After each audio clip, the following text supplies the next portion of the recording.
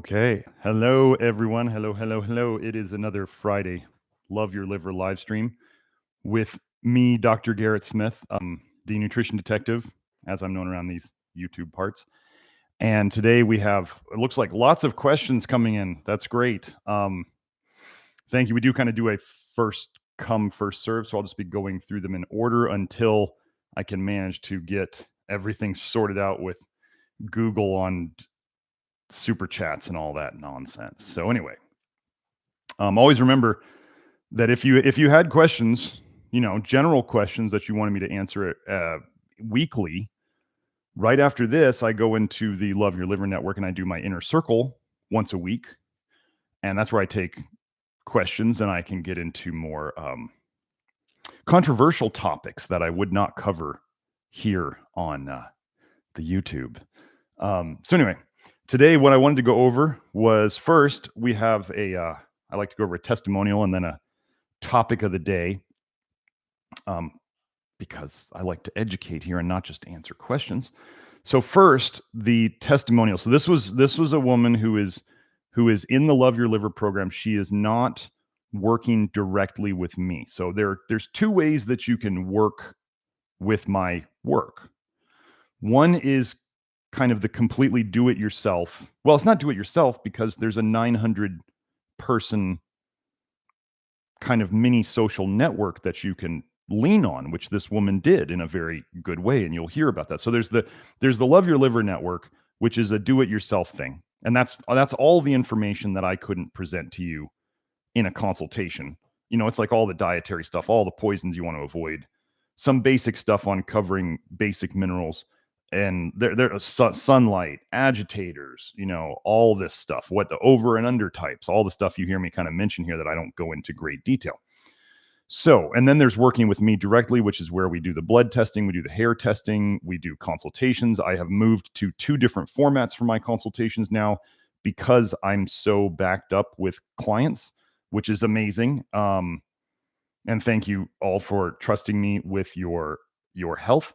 But we have there's small group consultations now, and there are private consultations. So you can find those on the store. So anyway, what I wanted to read, this is a woman who has just come on the program, and she is working on this stuff on her own, but also leaning on the people in the program, because everyone in this, as opposed to many social media networks, the people inside the Love Your Liver network are all there trying to help each other. And honestly, I don't put up with any BS in there. There's very little that ever happens, but I just won't put up with it in there. So if you ever wanted a place to discuss health with like-minded people who aren't going to just basically verbally vomit and crap on you like they do on, I don't know, Facebook, this is a place you can go. So anyway, let me read what she wrote. In addition to a low vitamin A diet, I tried various things that Dr. Smith teaches, supplementing with magnesium, potassium, molybdenum, and B vitamins, and tweaking how much soluble fiber I'm eating. Everything I've tried has helped me in major ways. I can currently count 5 items that are improved or fixed from the diet and information in the Love Your Liver course. Histamine itching is way down, constipation is gone, sleeping better, not feeling exhausted all the time, and most recently of all, no more post-lunchtime extreme sleepiness. I'm amazed and so thankful. Regarding the last item, I was really struggling with post-lunch fatigue and sleepiness for over a year. I was tired all day, but after lunch, it was another level entirely. I posted in the Love Your Liver network, desperate for help. Many chimed in, including Dr. Smith, and recommended vitamin and mineral supplementation, B vitamins, molybdenum, and topical magnesium. I took their advice, and within 3 days, I was a bit less sleepy at lunch. Subtle but noticeable. Then the next day and every day since, I have not been sleepy at all after lunch, and I'm not even as fatigued during the day, and I'm sleeping more deeply at night. Thank you, Dr. Smith and the Love Your Liver network. That's the end of the testimonial. So, this is what we're doing. Get rid of the poisons, give the body what it needs. B vitamins are an extremely individual thing. And if you don't know how to look for whether they're helping or not, B vitamin supplements, if you don't need them, you don't want to take them. Don't just take B vitamins because somebody said to take a B complex. Don't just take them because somebody said to take a multivitamin. B vitamins, when you don't need them, if they are not benefiting you, are bad for you. Weird, right?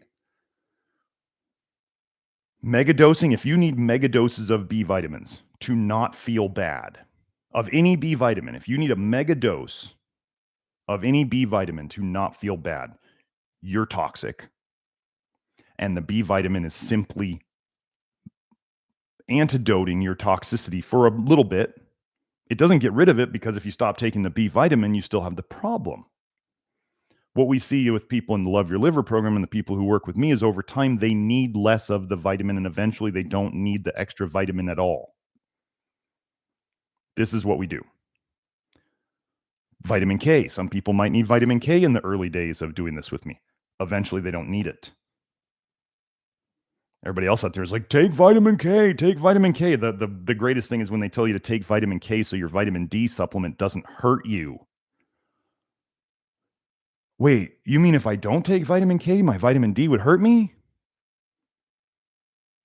Maybe your vitamin D is hurting you anyway, and the vitamin K is just a little Band-Aid over a gaping wound. People who worked with me who now got off of their vitamin D know how poisonous that rat poison, that genocidal tool is. Go watch the vitamin D video on this channel. Go watch it. Share it with your family, please. Get them off of that poison.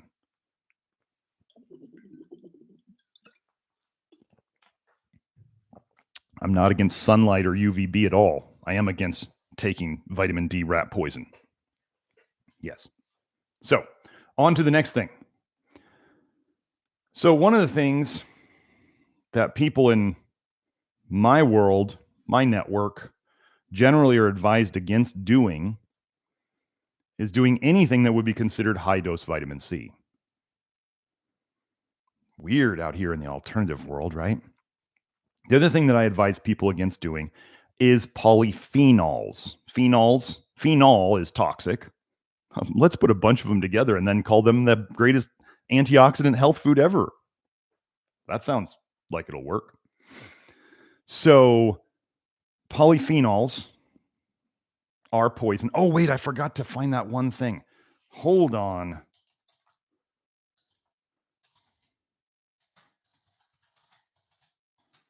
I found a great... Where was it? I have it at my other computer. It was...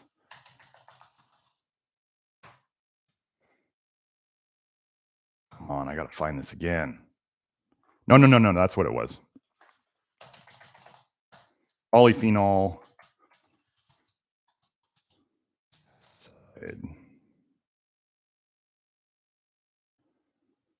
Come on. Oh, I'll have to get it next week. I'm just not finding it as quickly because I don't remember what I searched for. But anyway, it was a paper. It was a paper on how polyphenols are biological warfare for plants. Wait, you mean they used phenol in World War I against humans, and plants are using polyphenols as chemical warfare against insects and other things that eat them? And yet we're told that these are like wonderful antioxidants and that we should take them. And then I present the evidence that polyphenols slow down aldehyde dehydrogenase, ALDH, which is one of your biggest and most important detoxification pathways. And by doing that, it depletes your B1. Interesting. And then also vitamin C, I don't have the study on me, but I have the research showing that vitamin C, of all the foods they tested ascorbic acid, and vitamin C, ascorbic acids, which is vitamin C. Get it out of your head that there's some magical chemical soup that is what vitamin C is, the food-based complex of vitamin C. The food-based complex of vitamin C does not exist. It was made up in a book. Find me a reference on food-based vitamin C and what it's made of. It was made up in a book by the same person who advocates eating tons of vitamin A and poisoning yourself with cod liver oil.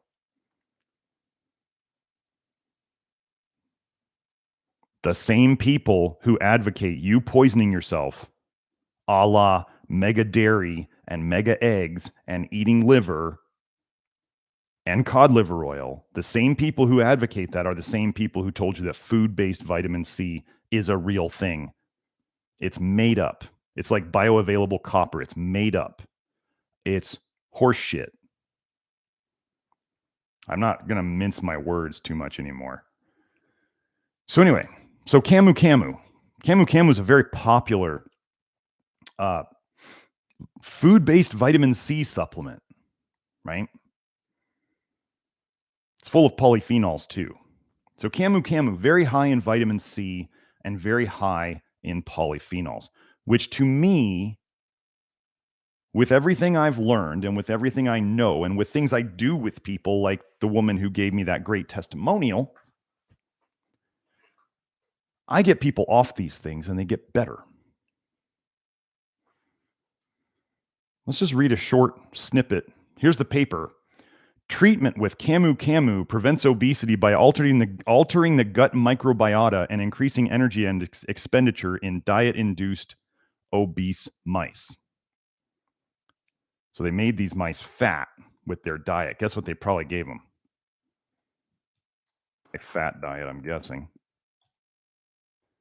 There's one line in here that I'm going to read because I don't want to make this too complicated. Camu Camu reduced the levels of circulating bile acids and altered bile acid composition towards lower conjugated primary bile acids and higher unconjugated secondary bile acids. Higher unconjugated secondary bile acids is like the worst thing you could do. Secondary bile acids are the most toxic bile acids you could have.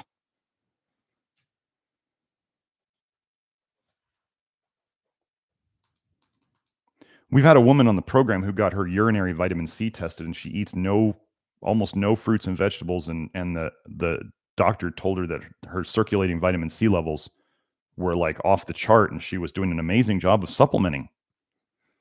She wasn't supplementing. And she wasn't eating high vitamin C foods either. How did she have amazingly high vitamin C levels in her urine? Probably higher than that doctor had seen in a very long time. What if the main cause of so-called scurvy is vitamin A toxicity? I go over that in my advanced detox program. Scurvy in sailors was caused by a high vitamin A diet. I go over old sailor food logs and how they were poisoning themselves with alcohol. They really didn't drink much water on those ships. They drank a bunch of alcohol. What is vitamin A? Retinol. It's an alcohol. It turns into an aldehyde. What's alcohol? It's ethanol. Turns into an aldehyde. All these things poison the liver in the same way, folks.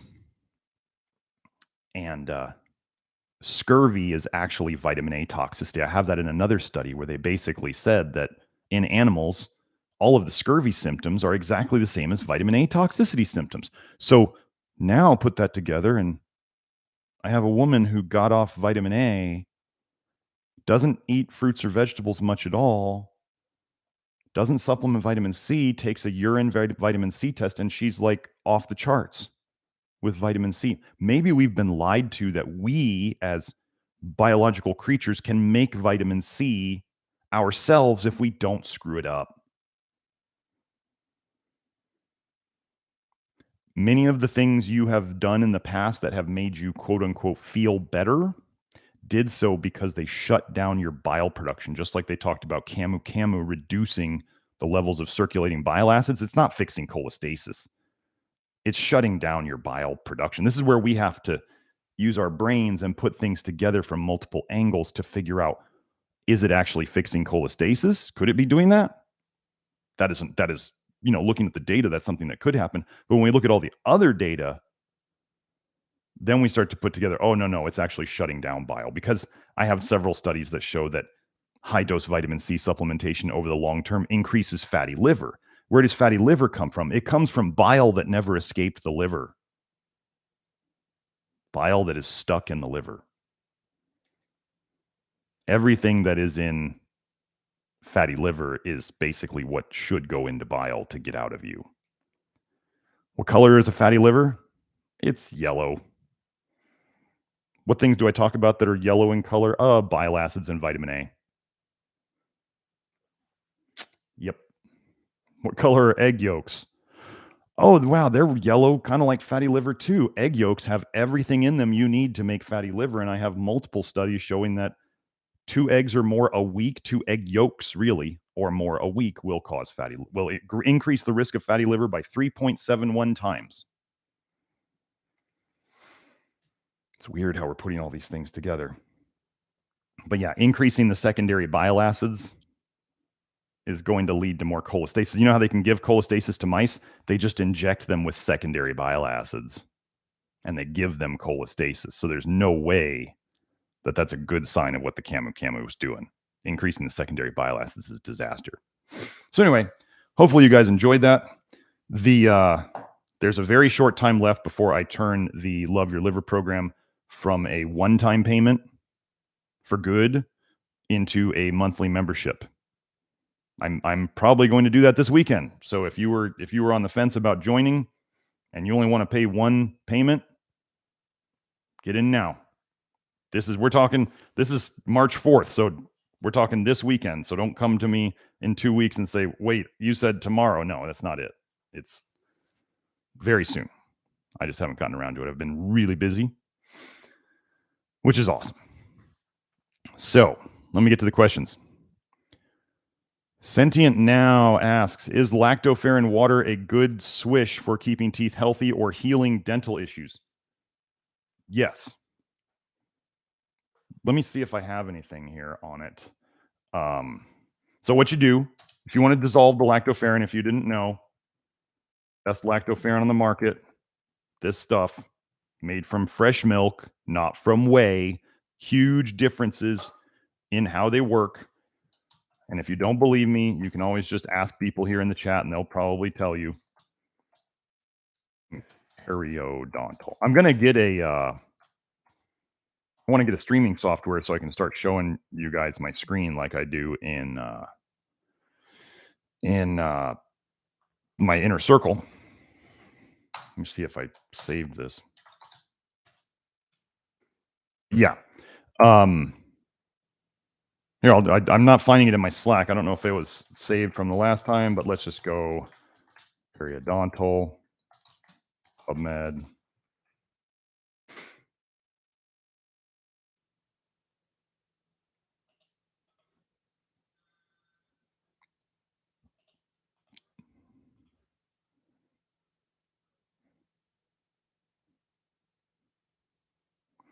So here we have,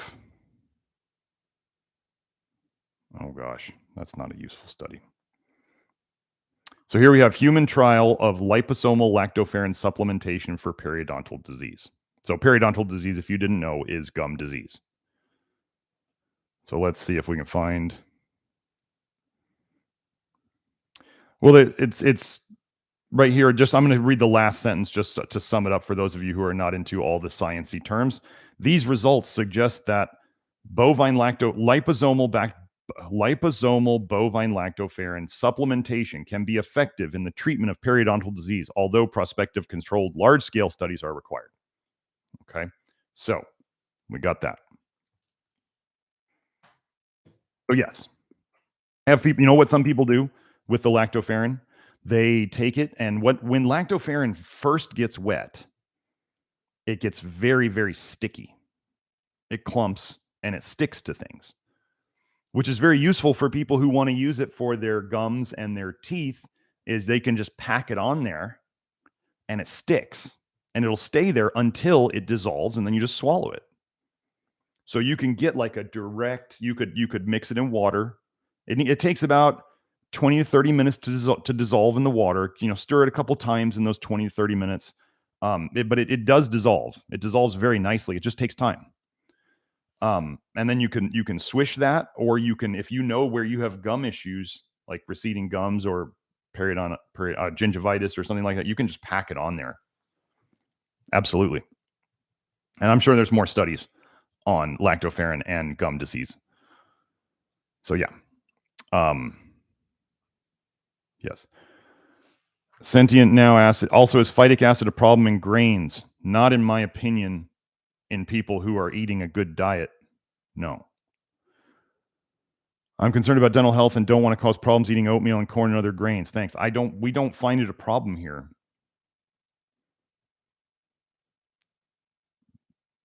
Yeah. So that's all I'm going to say on that one. We don't find it a problem. Benoit asks, hi, I have severe gastritis and a stomach mouth sinus infection that makes me extremely sick. If I don't eat acid, I get overinfection of my stomach and feel like I'm almost going to die. But if I eat acid, the inflammation of my stomach almost kills me too. I get constant hypoglycemia also. Kefir seems to make the biggest difference when I drink it, but it's hard to find good strains. Okay. Well, I mean, I'm not going to diagnose anything here, but what your gastritis is, you've got bile coming back up into your stomach. That's what, just so you know, when they try to tell you you have GERD, and when you have acid reflux, and when you have all these things, it's not a stomach acid problem. Your stomach was designed for stomach acid. It's the only part of your body that's designed for stomach acid. It's lunacy to be like, oh, your stomach is suffering from stomach acid. No, that doesn't happen. Bile acids are toxic to everything they touch, including your liver. I have an article where the title of it was Bile Acids Are Toxic to Your Liver. Bile is toxic to everything. Your ulcers, your acid reflux, all that stuff in your nausea, your vomiting, that stuff generally can be, if it's a chronic problem, it can be traced back to bile. You have bile going up in your stomach. Bile is alkaline in nature. I know we call them bile acids, but bile as a whole is alkaline. What do you think happens when it goes up in your stomach? It affects your stomach acid balance and production. Bile is not supposed to be in your stomach. Stomach acid is supposed to be in your stomach. Why are we saying the stomach acid is bad for somebody's stomach? It's hydrochloric acid. You better put it where it's designed. You know what your body does to hydrochloric acid once it goes into your intestines? It releases a bunch of stuff to alkalize it, to bring it back to an alkaline side, because your intestines are not supposed to have acids in them. Like an acid pH is what I mean. There's always acids. Like, I love it when people are like, oh, I only eat alkaline. I'm like, so you don't eat amino acids and fatty acids? Good luck with that. Okay, and bile acids. But yes, the overall pH of things is important. Your stomach is designed for acid. So when you've got bile acids in your stomach, and if you go and you acidify it, your stomach's already been weakened and you don't feel good. And if you go and you over alkalize it, your stomach doesn't work at all, because it's not, your stomach's supposed to be acidic. That's how you protect yourself from food poisoning. That's how you need that to absorb B12. You need it to break down protein. So if you have undigested protein that was supposed to be broken down by stomach acid in your stomach, and that's going into your intestine, and now it just all turned alkaline, you've got rotten meat going through your intestines. Don't want that. That's not good. It doesn't mean don't eat meat. That's not what I said. It means digest properly. That's what we want. So gastritis, if you listen to me, I know, Benoit, I know you were here last week for the hyperthyroid thing, where I went over a testimonial there. I didn't treat that person for hyperthyroid. I treated them doing the same thing I do with everybody else, except when people work with me on an individual basis. Like the Love Your Liver program is a guide. It's not a protocol. Using the word protocol with me gets me irritated. There is no such thing as a protocol for health. That's ludicrous. You know, different people like and need different types of exercise. Different people like and need different varieties of food. Somebody comes to me and they say, well, you say to eat beans and grains. And they're like, and I can't eat beans. And I say, don't eat beans. They don't work for you. But that's part of the protocol. And I say, I never use the word protocol. And I actually tell people, if you don't feel good on something, don't eat it. Amazing advice, right? If only people could do that with their conventional doctors or their alternative doctors, and they go in and they're like, "Doc, this supplement makes me feel like hot garbage." And they're like, "Oh, no, no, just keep taking it. It'll get better eventually." That's not how supplements work and medications. They don't ever get, if they feel terrible at the start, they're probably bad for you. Now, people might say about me talking about the lactoferrin and my instructions that my very specific long instructions that I give people, if people take too much lactoferrin at the start, see what I just said there? If they take too much lactoferrin at the start for them, because we're not on a protocol here, if they take too much for them, they might start releasing too much bile, which is the opposite of the Camu Camu we just talked about, right? Camu Camu shut down bile. Lactoferrin increases bile production. We want to get rid of this poison. We want to make it. We want to get rid of it. So it might be making too much bile for their weakened system, and they need to go down. That's all. I'm saying tweak it to yourself. Everybody's got lactoferrin in them at all times.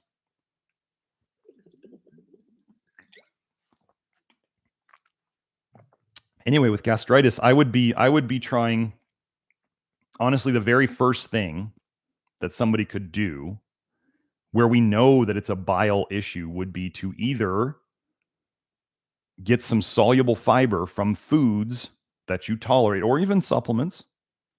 Soluble fiber helps to absorb bile. Some people have had a lot of good luck with bile issues in their stomach with peeled apples. Some people might do oats. Some people might do really well with beans. Some people might do really well with psyllium. Finely ground psyllium. If you're going to if you're ever going to experiment with psyllium, finely ground. Don't use the chunky stuff. That's just horrible. So and then if you are not on the constipated side, you could experiment with charcoal. But if any of you are thinking of experimenting with charcoal, or you're doing it just because somebody said it was good for you, first of all, I don't like coconut charcoal, which is about 99% of the stuff sold out there. The coconut charcoal, I want you all to think about, you remember in the early 2000s, the soy fad, where everything was soy? Then they start telling you soy is good for you. Soy this, soy that, soy isoflavones and soy phytoestrogens and da-da-da. And it turns out that soy is really, really bad in general for us. Did you miss the fact that they did the same thing with charcoal, especially in the alternative world? Everything charcoal.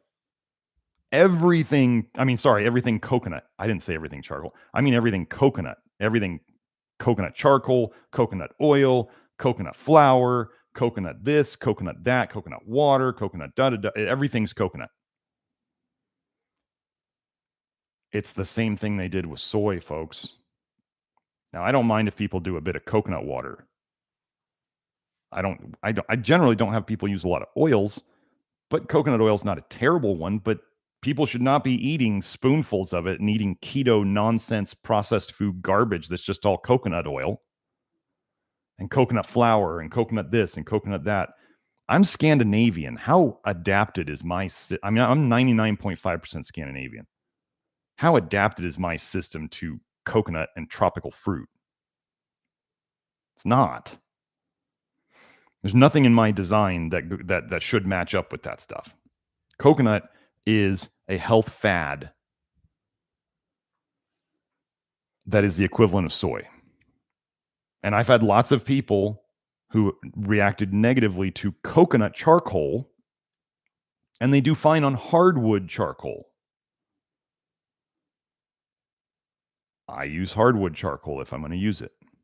I've gotten to the point in my detox program where I don't want or need charcoal anymore, but many people in the early phases do use it and find it's beneficial because I'm not on a protocol. Things I might have needed in the start of the program, I don't need as I get better. So, Benoit, you should look into any of those and see if any of those you can get down in your stomach and if it helps with the irritation at all. That's about the best thing that I can think of to help with a excess bile acid in your stomach problem. And try to eat one thing at a time. Don't eat a bunch of big mixed meals. It's always easier to digest one thing at a time. So, Dom Juan, what is the best time to take charcoal, before or after a meal? Doesn't really matter. If I was going to go eat something that I probably wouldn't normally, like let's say in the once or twice a year I might go eat sushi because my kids want to go there for their birthday or something. I'm going to take charcoal before and after I eat sushi. I'm going to sandwich that mercury in between a bunch of charcoal, and it will work. Personally, with me, I have no problem taking charcoal. I have no problem with constipation. I'd probably take personally about 5 pills before and 5 pills after. Sushi used to keep me awake because of the mercury poisoning in it. The mercury would keep me awake till about midnight, and with a pounding heart. And now I do the charcoal, no problems at all. But charcoal has, first, the charcoal study, the study that people use to say that charcoal eats up good nutrients or uses up good nutrients was a study on apple juice. They mixed charcoal with apple juice, and they saw at the end there was like a little less vitamin C and a little less B6 and a little less of a couple of B vitamins, and that was it. That's the whole idea behind charcoal supposedly like sucking up all your good nutrients. It's not good science. So then I would say start looking for anecdotal stuff or case studies in the literature of people actually getting nutrient deficiencies from charcoal. You won't find them. Won't find a single one. Doesn't exist. So, charcoal is, if you're not constipated, charcoal's great. If you're constipated and you start taking charcoal and you get more constipated, don't come and talk to me, because I'm sitting here telling you, if you're constipated and you're doing charcoal, you're making it worse. And I've been over the reason for charcoal causing increased constipation in past live streams. It has to do with your bile production and where your bile is going, whether it's going into your guts or whether it's going into your bloodstream. So, Free Michigan, can you be dehydrated even if your pee is light yellow? That question would require a massive amount of context.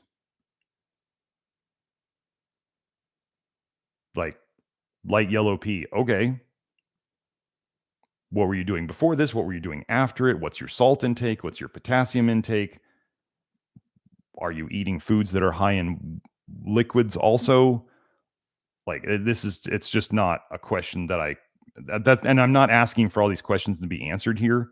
That's like a troubleshooting question that, I don't. Can somebody now here's a question. Could somebody have a dry mouth? This is different. Being dehydrated can be a different thing. It could be the same thing, but it could also be a different thing than simply having a dry or a hot mouth. At 2 points in my life, when I've been going through this process, when I've been learning about hydration and minerals, when I eat too much salt and I haven't had enough water, I get a dry mouth. Okay. Also, when I was really emphasizing potassium at one point, and I was eating like pounds of peeled white potatoes at lunch and using the 50-50 half potassium salt that I talk about on it, that was also giving me a dry, hot mouth. What do people interpret a dry, hot mouth as? Well, they interpret it as they're thirsty, but it doesn't mean they're thirsty necessarily. It means that their mineral is imbalanced, and they might be dehydrated too. So that's why, like, if I was troubleshooting this actively with somebody, and they're like, oh yeah, my spouse tells me I salt like an ungodly amount. It's just crazy. They say it's crazy how much I salt my food. And I'd be like, okay, you probably need to salt your food. It'd probably be good if you salted your food a little less. Doesn't sound like a bad idea. And for me, I figured out the potassium thing when I was taking in too much potassium. And all I did was I switched back to normal salt. Instead of doing the half potassium chloride salt, I just went back to normal salt. And my problem went away. So that's why this is not troubleshooting I'm going to do here, but there's lots of reasons why somebody could have a hot and dry mouth and feel like they're dehydrated and still have light yellow pee. It also depends on what time in the day that pee is happening. Like if somebody had light yellow pee in their very first pee of the morning, there might be an issue there. First pee of the morning is probably your darkest of the day because that's when you get rid of cellular debris and cellular waste from overnight. You were just not peeing for however many hours. And that's when you pee out all the waste that you've been collecting. So, Apocalypse Miracles asks, Brazil nuts are known to have aflatoxin. Are they still safe to eat? You're not going to get away from aflatoxin completely just about anywhere in your life. I personally, I still tell people that they can use Brazil nuts as a source of selenium. They don't seem to have as much selenium in them as they used to. Shocking, I know. But I'm telling you that as somebody who watches selenium on hair tests, and I've had people using Brazil nuts for selenium for a long time, and the Brazil nuts that used to work, the amounts that used to work, don't work anymore. People need more of them. This is why I try to tell people who are trying to do the program, I'm like, if you don't get your zinc and molybdenum right, like beans used to work for molybdenum by themselves. They don't work in it by themselves anymore. People who are hoping to do like an all whole food diet, and if you're not getting your foods from a really amazing soil, you're not getting them. What, like, the farmer doesn't have to give a hoot about putting molybdenum or zinc in the soil to get you the plants you want to buy at the store. You have to remember, for a farmer to make really nutritious food and stay competitive and stay in business, like, it's kind of like the way the world is today, they're going to put as little stuff into that food as they need to make it available to sell. If they put 5 times as much nutrition in that cucumber than the next guy over, but they also spent 5 times as much on things to do to fertilize their soil, they're going to be out of business because the person coming to the farmer's market stand or whatever, and they see, oh, this cucumber is $1 and the other one's 20 cents. They're both organic. Which one am I going to buy? You can't look at something and necessarily tell how nutritious it is. Some people might be able to, but most people can't. So you're going to buy the cheaper one, right? Because everything's getting tight these days, isn't it? So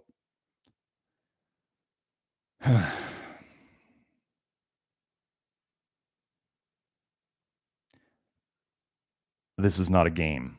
And so when the food today does not have in it what it should.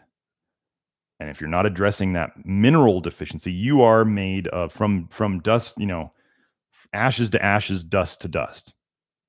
They're talking about minerals there. That's what ashes and dust are. You're made mainly of minerals. If you don't have the minerals in you that you need, things aren't going to run right. How do we figure out what you need? Well, that's what I do with testing.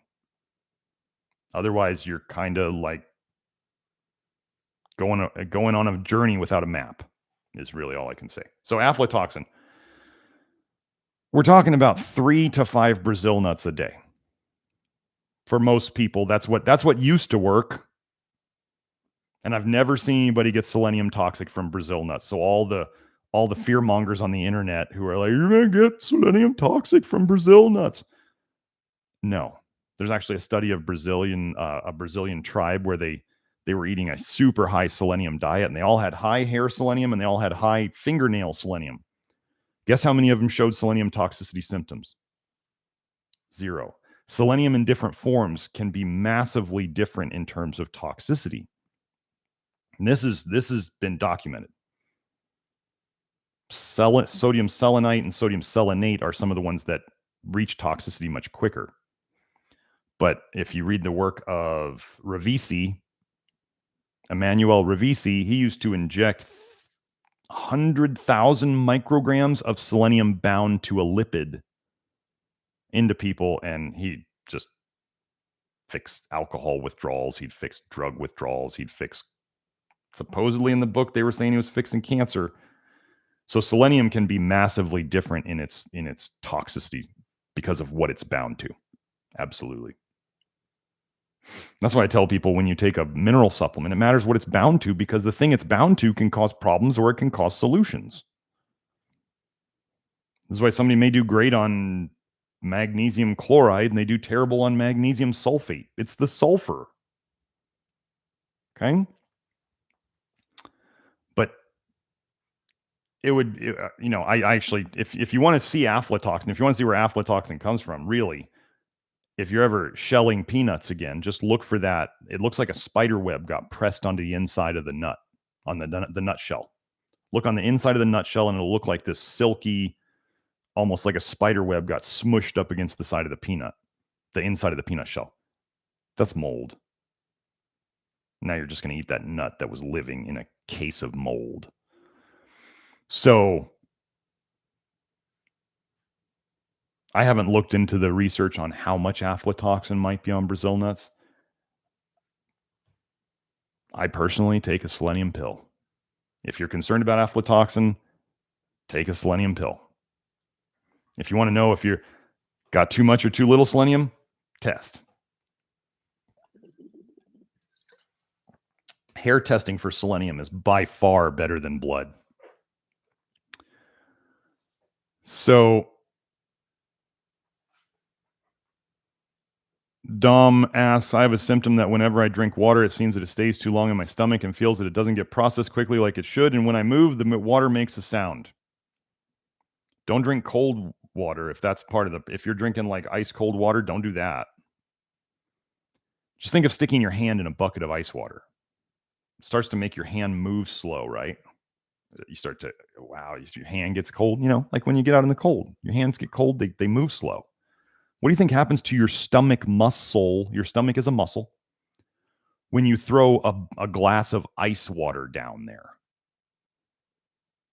do you think your stomach muscle is contracting as well as it should? Do you think all the glands that have little muscles to squeeze out, like stomach acid and stuff like that, do you think those are working as well as they should? Do you think the sphincters at the top and bottom of your stomach that keep things where they're supposed to be moving are moving as well as they should? No. Ice cold water numbs and deadens your digestive tract until it's warmed up to body temperature. And I have not measured how long that takes. So I can't tell you other than that. If you drink a ton of water, don't drink tons of water with your meals. That's just not. Water dilutes everything. Oh, you want stomach acid to absorb, to break down and do what it does to your food. You throw down a bunch of water with it, all of a sudden you've diluted the strength of your stomach acid in that container, your stomach. It's not gonna do any favors for you, okay? Try to save most. The only drinking I would suggest you do with a meal would be just to take your pills. That's all I do with a meal. And drink most of your fluids between meals. Somebody's going to say, well, how long does that mean? 30 to 60 minutes before or after a meal is when you drink most of your fluids. Simple. Mr. says, I drank spring water for many years and I switched to RO distilled and I'm having issues with sore joints, digestive issues, sensitive teeth. Why would I do better on spring versus distilled? Any ideas? No, I have no idea. You were probably running if you were getting enough minerals from spring water to keep you treading water and you switch to RO or distilled and all of a sudden everything's falling apart. First of all, we can never forget placebo works both ways. So if you were to believe that reverse osmosis or distilled water caused these problems because you're not getting magical minerals in them. You could cause, I mean, people cause themselves health problems all the time up here. Can't deny that. And I'm not saying that's what's happening here. I'm saying it's a very real thing. And always, everybody loves to believe that they're so mentally strong that it wouldn't happen to them or whatever. So there's just keep that in mind. Next, if that little bit of minerals you were getting from water was keeping you treading above water, then you were running like right on the verge of the deficiency that pushed you under. And then coincidence, you can't ever forget about coincidence. If you're doing other things, if you're in the Love Your Liver program and you're doing other things at the same time, it may not be the water at all. Could be a combination of multiple things. But I mean, I've been drinking reverse osmosis and distilled water and stuff like that for a very long time. It's not, once it mixes in your fluids, like the way people talk about distilled water is it's like they talk about it like it moves through your system as like a blob of distilled water just sucking up all your minerals as it goes. That's not how it works. It mixes with everything, and then it would dilute things, but it's also not bringing in a bunch of poisons. Now, I think if this is who I think it is asking this question, if somebody said, I tried this other type of water, I don't feel good on it, I want to switch back to the one that I was doing before, I'd say fine. I mean, until I knew what was in it, I can't tell you whether it's a good or a bad thing. So, the houses we live in, I am suddenly having less regularity, more slowness in my stools. This is rare for me. What is the best way to get regular again? Should I eat less until I clear out? Should I drink salt water? Salt water is just a laxative. I mean, if you want to blow it all out, yeah, salt water can do that.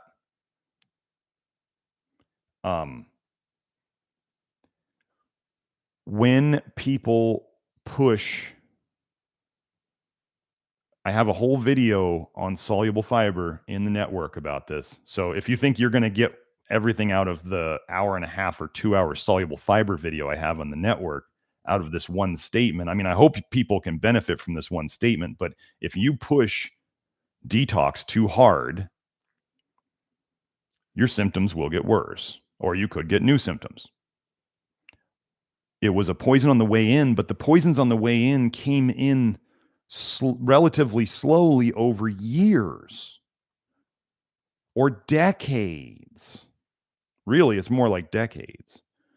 And we're here trying to get them out within 2-3 years for most people. Think of that, decades worth of poisons in. That's a slow pace, and we're trying to take them out in several years.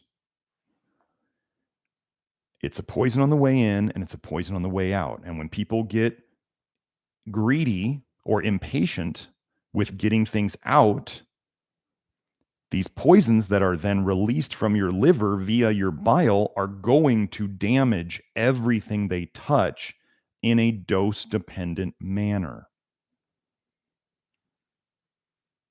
I can't make the poison not be a poison. I can't do that. I don't know how to do that. No one does.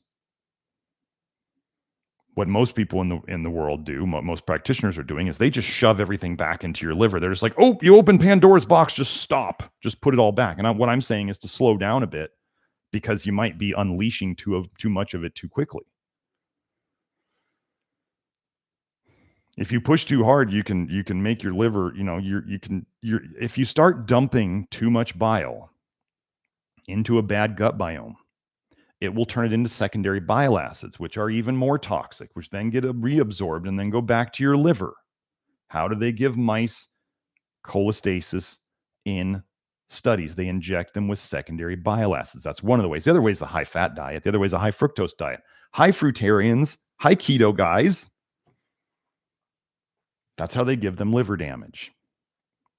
Keto diets, high-fat diets are amazing because one of the things your liver does to store toxins in itself, which it does, is it binds them to fatty acids. So providing all those fatty acids is just, it's a brilliant idea to create fatty liver, and that's why they do it in mice and rats.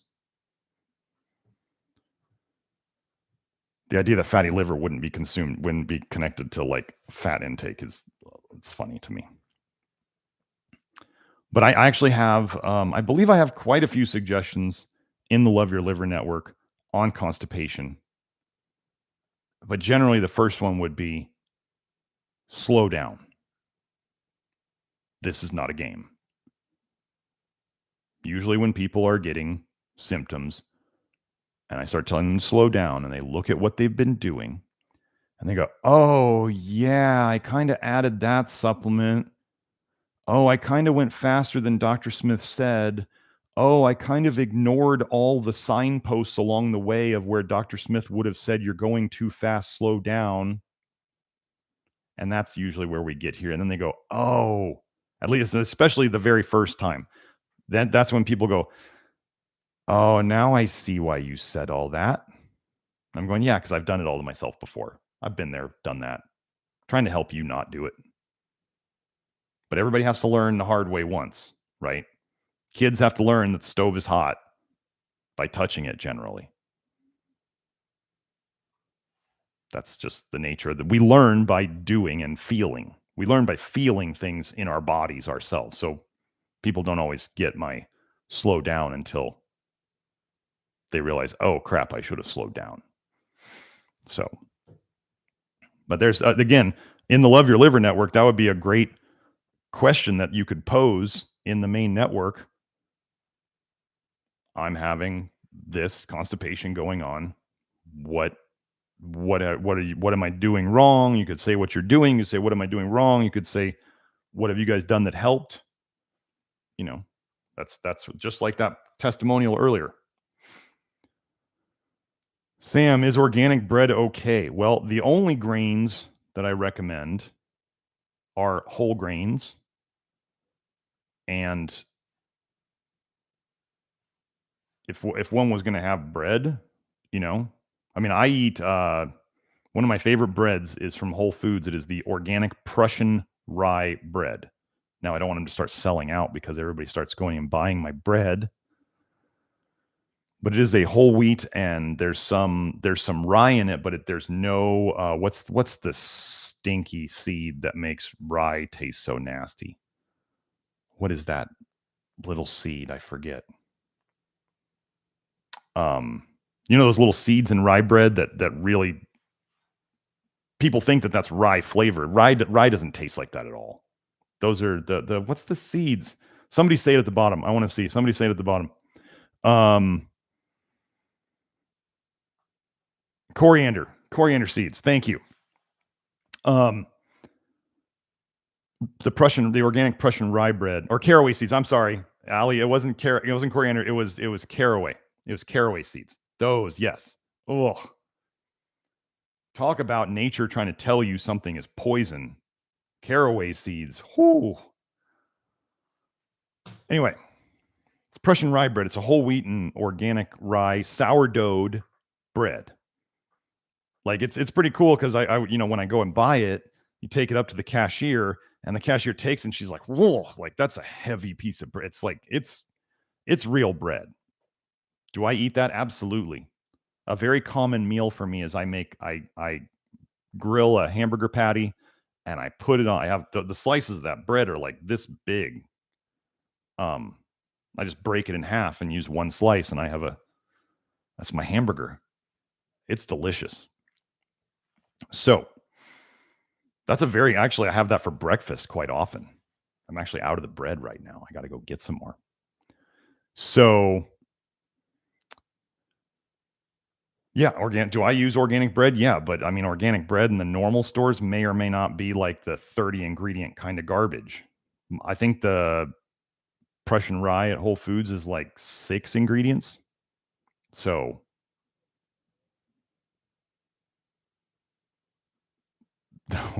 Doma's question, what up, G's? You still toxic? Here's the thing to know. Just like in your house where you make garbage every day, the very act of living, you make garbage. We're making waste inside of us every day. That's really what our body is designed to get rid of. But we have added a ton more toxins to the system. Now, this is one question about where I'm wondering what, for people who have gotten, let's say, super, super duper toxic, or especially people who have gotten older and have gotten quite toxic.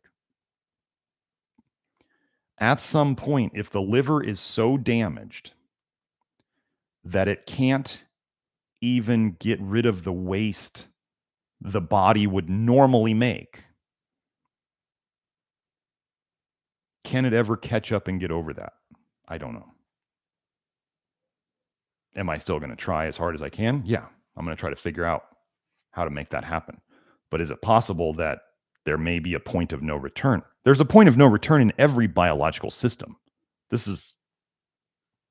We total cars. We decide at some point people can't be saved and we turn off their life support. Like there's points where systems break. It's just a systems, looking at it as a systems person. So, Sam, unfortified bread, you mean only unfortified bread? Yeah. So if somebody got the white kind of pastry flour where it's a white whole wheat and it's not fortified, that's fine. Unfortified white whole wheat flour, or also known as, some places know it as pastry flour, that's totally fine. That would have less carotenoids in it, less vitamin A in it than whole wheat would, which is red wheat, hard red wheat. So red wheat would have a lot more vitamin A in it. A lot. Not a ton, but a lot. It would have more in it than white whole wheat would. That's just simple logic and aposematism. So Butch says, I heard something in the news recently about rapamycin, usually mentioned in relation to anti-aging thoughts. I don't recall what it was, but I'm sure it's a bait and switch where it's going to be, it works great in short-term stuff. What are we looking at?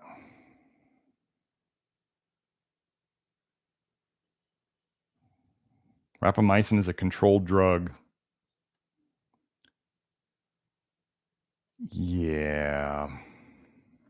Good luck with that one. Rapamycin is thus used in clinical settings to prevent rejection in organ transplantation and to treat certain types of cancer. Okay. Hold, please.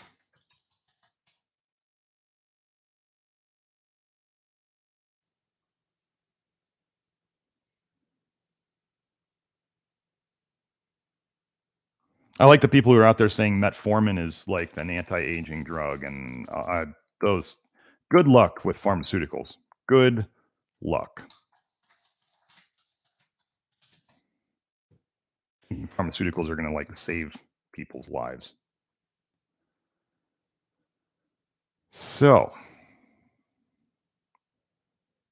this, I'm looking at this research, and it's interesting.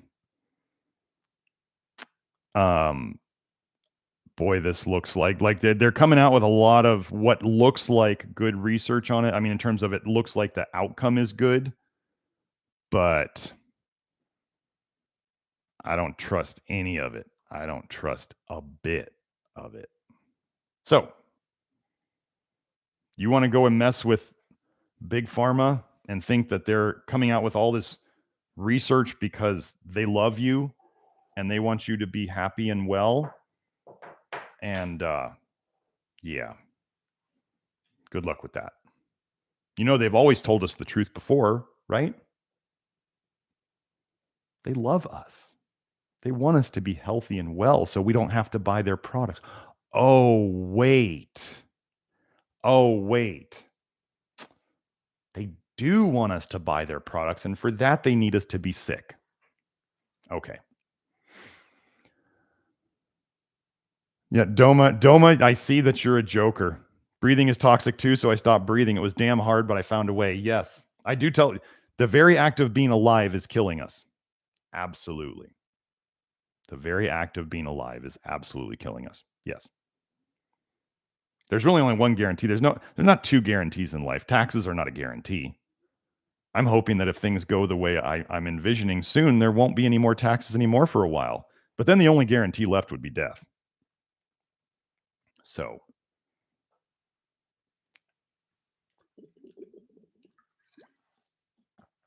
one guarantee. There's only one guarantee.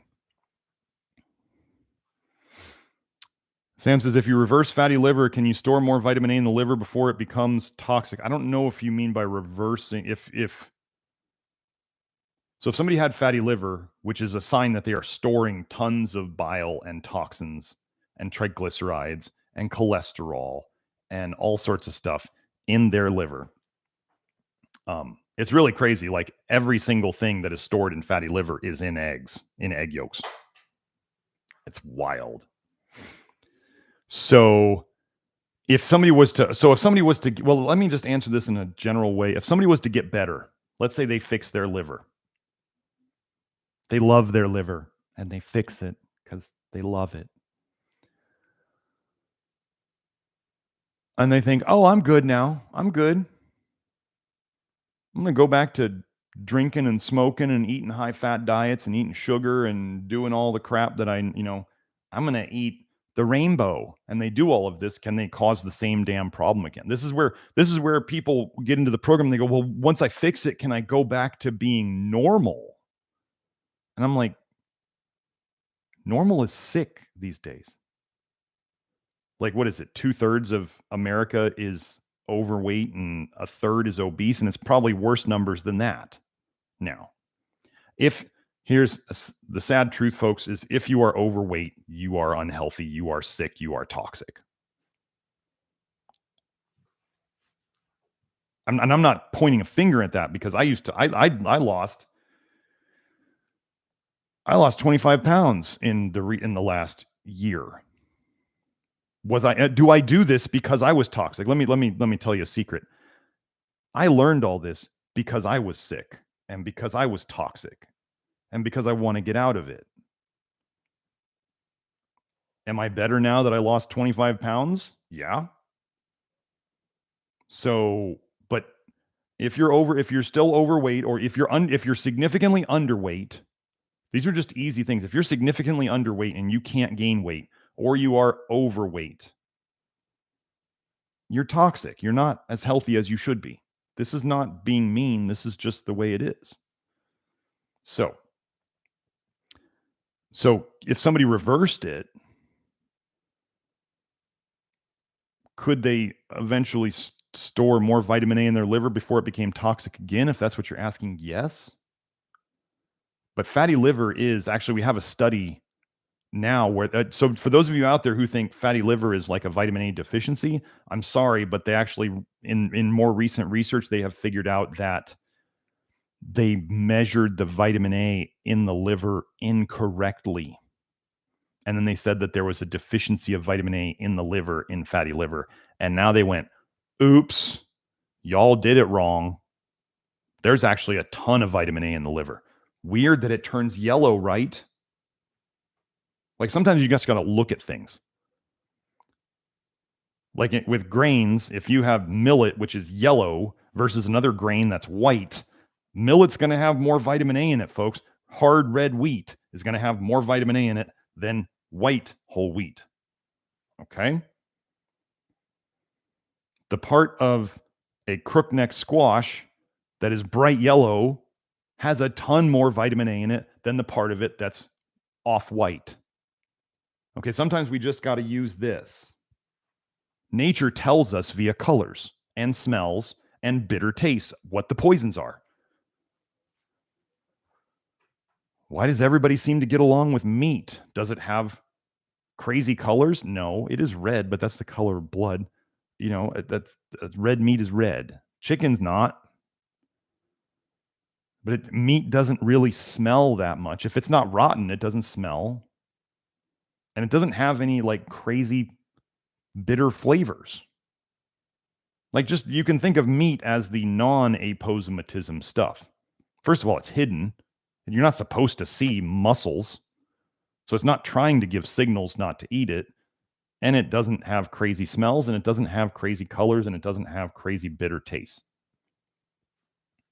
Weird that there's people out there who can eat an all muscle meat carnivore diet and do quite well for a while.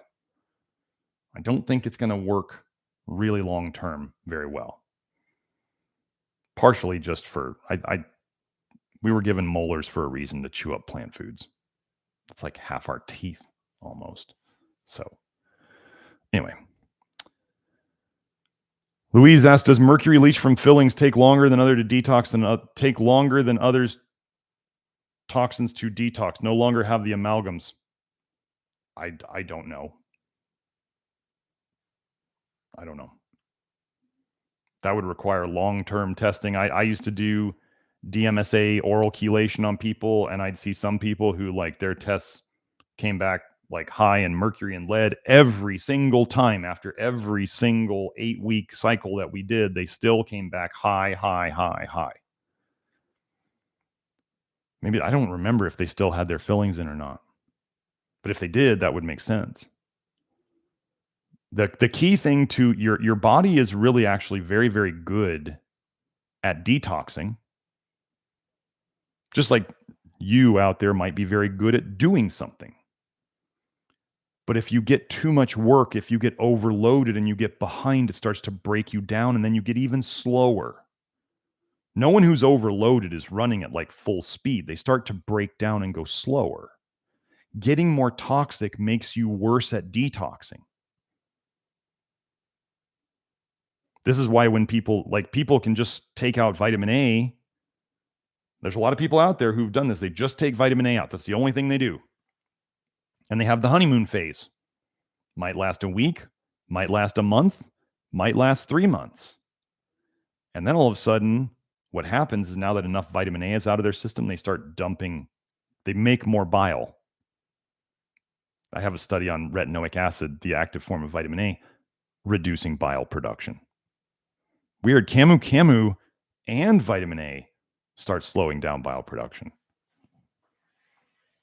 But what is everybody else out there telling you to take? Take your antioxidants, take your fat-soluble vitamins. Don't worry about toxicity of fat-soluble vitamins. That hardly ever happens. Don't watch my video on this channel showing the epidemic of vitamin A toxicity based on gold standard liver biopsies of dead people, of various people who died of various conditions. 1960s in Ghana, 50% of them were diagnosed on autopsy, on biopsy of the necropsy, whatever you want to call it.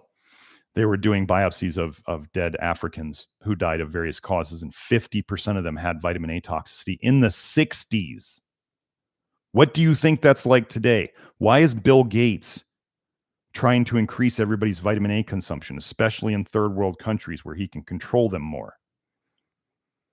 Why did the USDA not require vitamin A to be labeled on foods anymore? Some companies still do it, but they don't have to. Why'd they take that off of there? Why were people going to start totaling up how much vitamin A they were getting in a day? Do you know that they actually say if you get more than the RDA of, so people think of the RDA as like the minimum, right? That's the way most people think of it, because right here in America, it's bigger is better. Bigger is better. So get more vitamins. You'll be more healthier and stuff. Take 4 multivitamins. Don't just take one. You know why they're called multivitamins? Because vitamins are very small. They're not multi-minerals because minerals are big. You got to take multiple pills generally to get a decent amount of minerals. But I'm working on fixing that. Wait a month. So I lost my train of thought. Oh, the vitamin A and the C and E. Yeah, so more than the RDA of vitamin A. There's multiple papers that say that if you get more than the RDA, you can get vitamin A toxicity. More than the RDA of vitamin A, you can slowly become vitamin A toxic. Some of you got more than the RDA in your breakfast. I'm going to say, but it's natural vitamin A. It's different than synthetic. Watch the video on this channel, natural versus synthetic vitamin A, and how they've both been shown to be exactly the same in toxicity when the same doses and the same forms are tested against each other.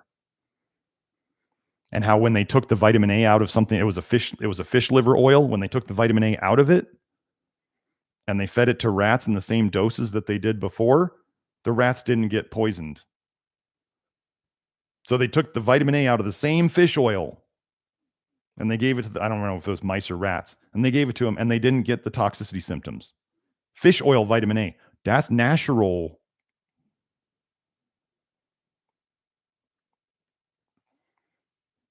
There's no difference between natural and synthetic vitamin A. Chemists would say that.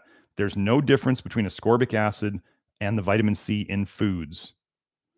Stop lying to yourself with made up chemistry from people who are trying to sell you something. If a chemist would say it's the same thing, it's the same thing. If a blogger or a book writer, you know why I think people write books a lot is because books aren't often referenced. They don't actually put their references there. And people who read books, because they can't go and click on the references, can't go and check the references. Who's going to go and type in all those web addresses? People write books, I think, a lot of times to hide the fact that they're totally full of shit.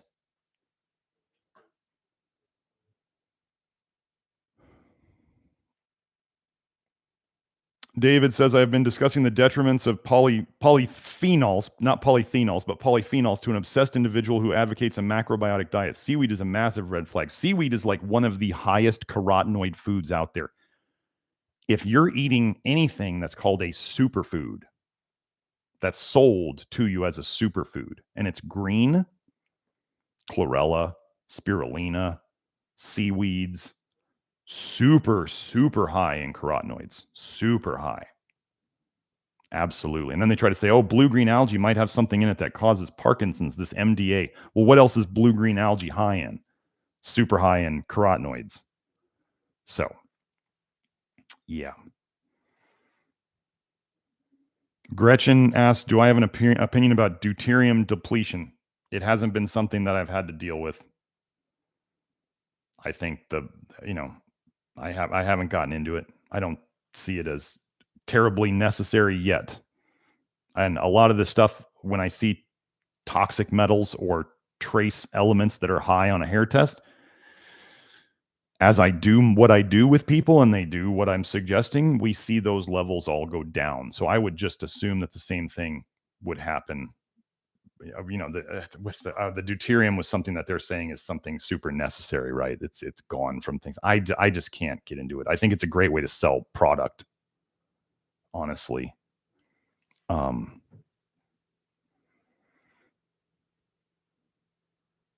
Last question. Hi, I'm from the detox group a long time ago. Do you guys have experience too with muscle stiffness in the whole body? Muscle stiffness in the whole body is generally going to be an excess of calcium.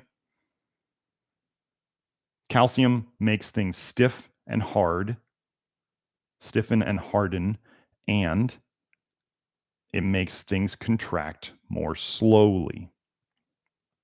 So when there is a lot of stiffness and slowness, that tends to imply there's too much calcium in the system. How does that get there? Well, vitamin D supplements, vitamin A toxicity, copper and copper doesn't necessarily, I don't know how it connects to the calcium problem, but it does. Excess copper and calcium, high calcium go together. They love to run around together. And the funny thing is vitamin A toxicity and copper toxicity go along together very much also. And vitamin A raises calcium levels. So, however that's connected, you get excess calcium, tends to deplete your magnesium. Magnesium is what loosens things up and softens things. It dissolves calcium deposits. So there's usually a magnesium deposit or magnesium deficiency going on.